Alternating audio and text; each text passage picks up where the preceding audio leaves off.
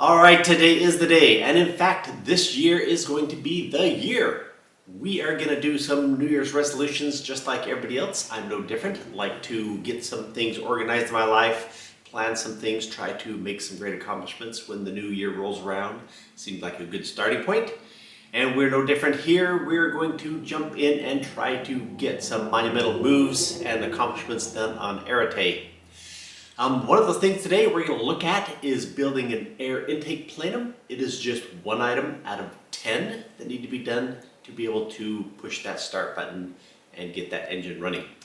We're also going to be focused on getting this thing rolling on its own, up off of its blocks and on its own suspension.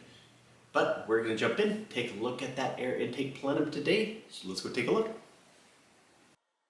Now to build this intake runner, we're going to have to create a foam mock-up of it that we're going to laminate over and produce our part. Now this thing is just built out of styrene sheets, the foam insulation you get at the big box stores to insulate your home. And it works really well because it's so easy to carve and form, and you can build complex shapes out of it, either by laminating up sheets like this, or if you have smaller pieces, just by cutting it from a single piece. You get, of course, about 2-inch pieces at Home Depot or Lowe's, those kind of places. Here we're just laminating together 1-inch sheets, and we're going to use those to just fit in all the empty space that we have to put these runners to connect the two components. Those two components being, of course, our air filter here on the left, and we've got to come down and split and go to our two turbochargers. Now you can see, I'll try to throw an arrow in here, but you can see that there are a couple of round discs that we cut out that are stuck on the face of the turbocharger. That's the intake side of the turbo. Now we've got to figure out how to manage our plumbing to go, for, like I said, from that air filter between those two discharge sides of the turbocharger, those tubes. Work our way through those and then come over and meet those two discs that we've got mounted to the turbochargers. We got another little fitment problem as well, is that once I get through those tubes right there, I need to flatten the surface out and go down to the turbochargers because I need room for the headers once they get built. So of course up to now it's just been using straight pieces of foam because I'm just following a couple of straight tubes. But now I'm starting to cut a couple of pie shapes and wedges to change my angle to switch over to where the intake is on that air filter. And I'm just assembling this stuff with some screws. Some of these screws we'll just leave in place. Some we will take out and use some foam to actually glue these pieces together. Now this urethane foam works as really good glue. Basically the same components you find in Gorilla Glue is urethane. Now this is not a big problem in going to different materials. Sometimes with the lighter, the beaded styrene foam, this foam will eat that away. But we're going to put it together. And here's what I was saying before, is I have to go to squash this tubes down instead of have a nice round flowing tube down to those intakes. I'm kind of squashing it down, going flat so I have room to build my headers or place my headers in there. We'll get these things all glued together and fit in here, take things apart, and then start shaping all this, rounding it out, smoothing it out, so that we have a device that's going to give a little more airflow. So we'll give this foam a little time to cure, and then it's time to start shaping these things. Now, one of the things that a few people that watch this channel bring up is that I should have designed the whole car in 3D, and then I'd have a fitment solution for all these components. Now that's all fine and dandy, but how would you fabricate the parts from a 3D model? For this intake runner, the obvious solution would have been to have you CNC or cut these parts out of foam or some dense material, and then make a mold and laminate parts out of that mold. Now if you look at this part with that in mind, you're talking a 3 or 4 part mold. And a complex layup with bonded edges, or even something more complex like a layup requiring an inflatable center mandrel. Even then, if you come out of the process with an accurate part, who's to say that the bracket for the turbos didn't get welded perfectly, or the extension off the tub that you see there that's holding the air filter isn't a bit out of alignment as well. You see, the precision gained by relying on computer modeling and CNC is something that has been carried out. If it's been carried out through the whole project, or at least most of it, you're okay. So not only is there time involved in the 3D modeling, which isn't a very small amount of time, I'd say, it's a lot of time. Executing the fabrication of that model parts even harder, or more likely someone else has to do the work because you just don't have all the unlimited amounts of machinery and the automation. So now you see why I make most of my parts on the fly. Line up the pieces to the existing components, work around what you've already built, and keep going. By this method, you can come up with perfectly reliable parts, say for like $30 or $40 like this part's going to be, compared to the hundreds or thousands of dollars high tolerance 3D modeled CNC parts are going to cost you. And this is not even bringing into account the man hours. Now don't get me wrong, this part's going to take a lot of time, as I have to work on it in stages, and it's going to take, or as you're going to see, it's going to take a lot of sanding operations, but nothing like building a mold and special layup operations. So those people who are coming here and touting a more precise solution, or we could say the industry standard solution, are usually thinking in terms of having seen a part produced, or even just a handful of parts. But the whole damn car, by one man with limited means, it's just not going to happen. Maybe if you're going into production, building production parts, now that's a different story. So once we got this thing all sanded down, we're going to give it one more trial fit while it's still in just this foam stage. Make sure everything is A-okay. Stick it in there, try the other tube back on, and it worked good. But now we need to strengthen it up a bit and to get it into a little more of a smooth condition. And you've seen me do this before with other foam or components I've done with foam. You got to seal it up. So take some epoxy, mix in some microspheres, and create this slurry solution and coat the whole thing. Everything's much stronger and much better sanding surface. So we're just going to sand this thing down to get ready to build some fiber components out of it. And of course, it doesn't have to be perfectly smooth because this is going to be the inside of our component, but we want it smooth enough so we have good airflow. So we're going to get this thing sanded down and filled in anything that's got really bad problems. And then ultimately we'll take it, try it one more time, always trying things, and then we're going to put just some spray paint to get a glossier coat on it.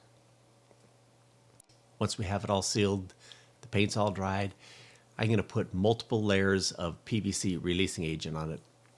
Because in the end, the theory is that we're going to take the foam out, and then what's going to be left as a liner in our fiberglass part is this epoxy and the slurry, as I just mentioned, and this paint.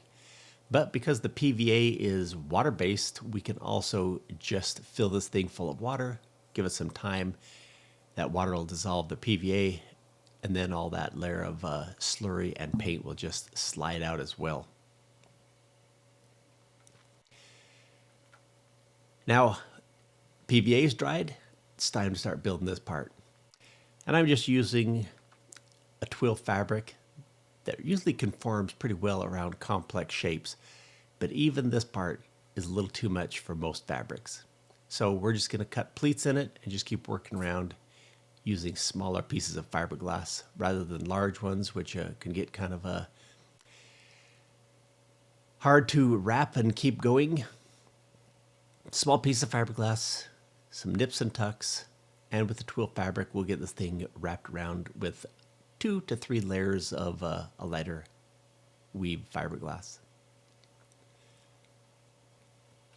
Now you'll see also that there is a problem with this complex part, is you have so many sides to be working on that you can't just lay it on the table and work with it. You have to hold it and turn it. So we have to build this thing in stages. Now I'm keeping one side clean so I can hang on to it, and I'll work on this one runner on this end. Get all the fiberglass work done there, then I'll let that cure, come back, flip it around so I can hold on to the side that's now fiberglassed, work on the opposite side.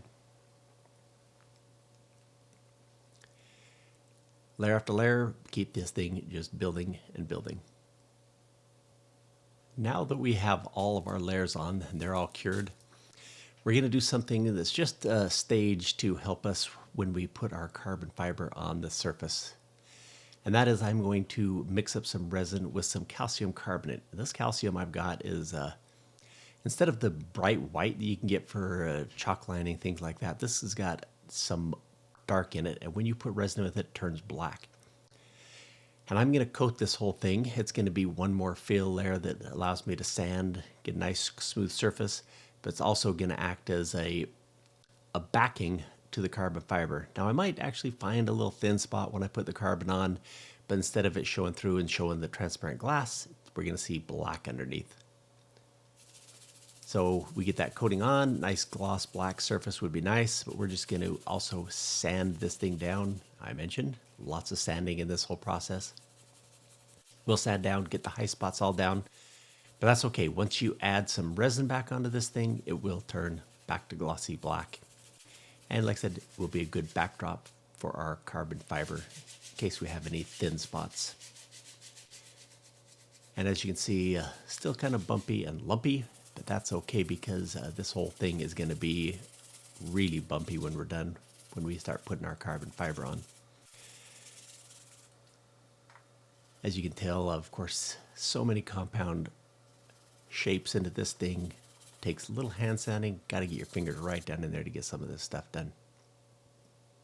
Now I have some of these carbon fiber biaxial weave tubes that you can slip over tubing to laminate them. And I thought this might work, but once you try to put it on there with this tube being large at one end, it reducing, or not reducing, but just thinning out and flattening out in the middle and then reducing at the end, that was just not going to work. So they're kind of expensive anyway, so I'm just going to put that thing away, and we're going to go to what we call carbon fiber forged carbon. Now we're going to do some experimenting, and that's what this project's all about. This project serves a lot of purposes, the least of which is having a nice exotic car. If that's all this was about, was having a nice car, well, then I'd probably just go out and buy me the new Z06 Corvette. You know, I might just do that anyway. But I digress. This is about expanding my abilities, discovering new techniques, and getting to explore the artist in me. Not to mention, you all know I thrive on solving problems.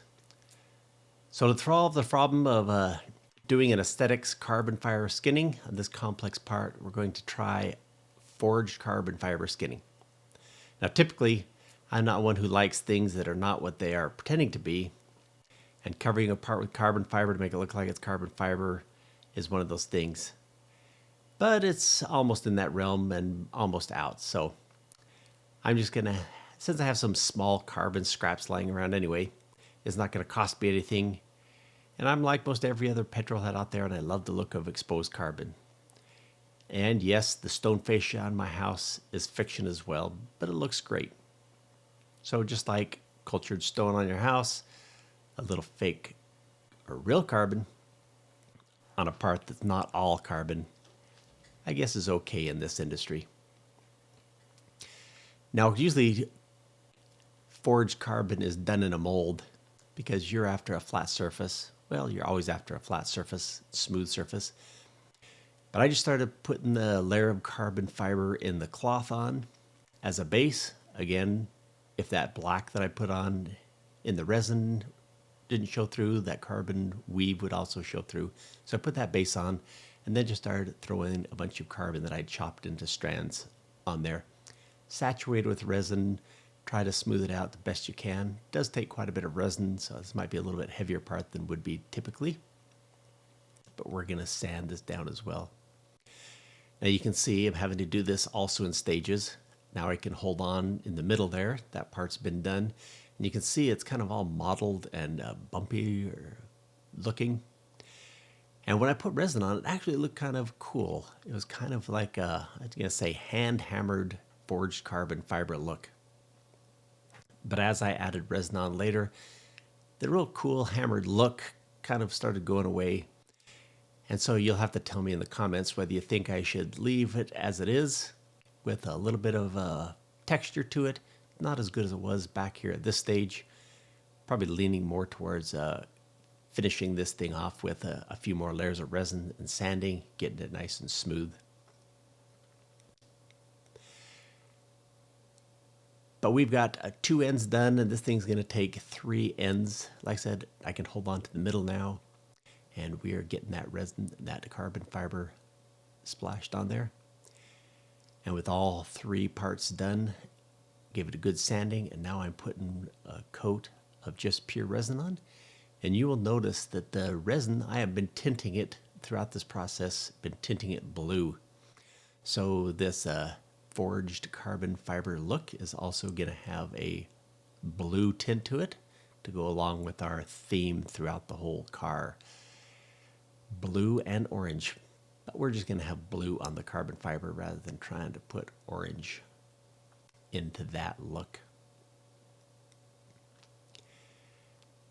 And once we get this coating on here, this will be the same process. Then likely I'll go back and do a couple more layers of epoxy coating on this, and then one urethane spray-on UV curing layer.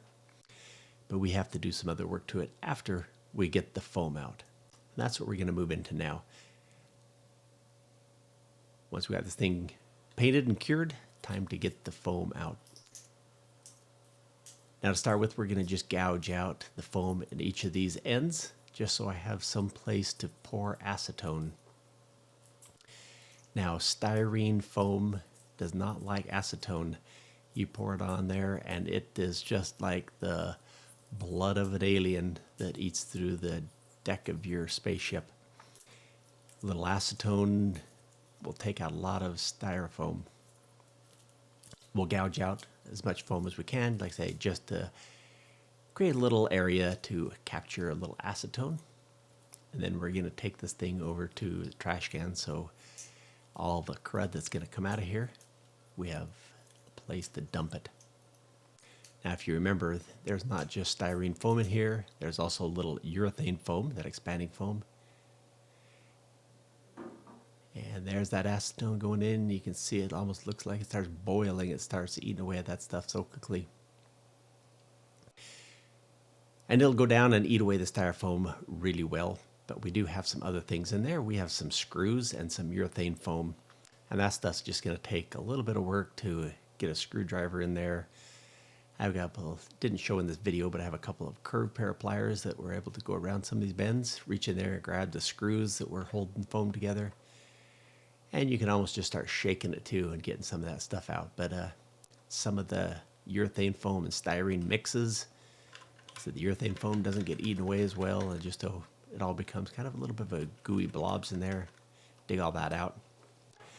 The styrene comes out easily, but I will have to go back and go in with some kind of tool, scratch up the surface on the inside a little bit so that I can get water to penetrate through to the PVC layer. But that's going to take me a few days. Probably find a big bucket, scratch up the inside, throw this thing in a bucket, let it soak for a few days, and then start washing out all the paint layers. And then I'll also pour in some epoxy, roll coat the inside so that none of these strange things can break loose and come out. And here it is, trial fit back into the car. Like I said, it has the bumpy look now. You can tell me if you like the hammered forged carbon look, or if you think I should go ahead and sand it down, get a couple more coats on there, get this thing smoothed out. Now the only thing left is, and I will put these on after we get the inside cleaned out and some epoxy roll molded on the inside of that thing. But this thing has to have a couple of flanges to bolt them to the intake side of the turbocharger. The filter side, of course, just has a rubber tube that joins them together. But I just laminate a couple of layers, built about 3/16 layers with a couple of layers of carbon fiber on both sides. And then I'm going to ship these off to the water jet cutter. And they will cut these things out. So I have a little accurate alignment for the holes so that I can get that thing. That's where our precision is going to be, is the alignment with the turbocharger. So laminate up a couple of fiberglass and carbon samples, send them off, and what we get back is a couple of nice looking little flanges with the carbon fiber look as well. We'll bond those in place, and then we'll have something that looks like this. And here is our forged carbon look. Notice the slight blue tint.